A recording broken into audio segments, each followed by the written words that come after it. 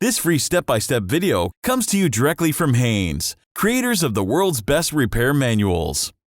Fix your car or truck the right way with our accurate and reliable information at your side. You can complete more than 200 jobs on this vehicle when you purchase the complete online manual at Haynes.com.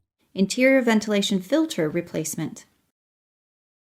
Remove the screws at the bottom of the lower glove box door.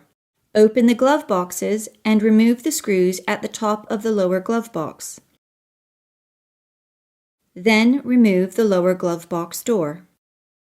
Release the tabs of the filter cover and remove the cover.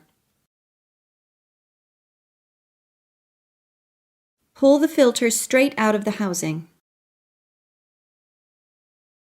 Install the new filter with the directional arrows, if present, pointing up. Reinstall the filter cover, making sure it snaps into place. Position the lower glove box in place and install the upper and lower screws.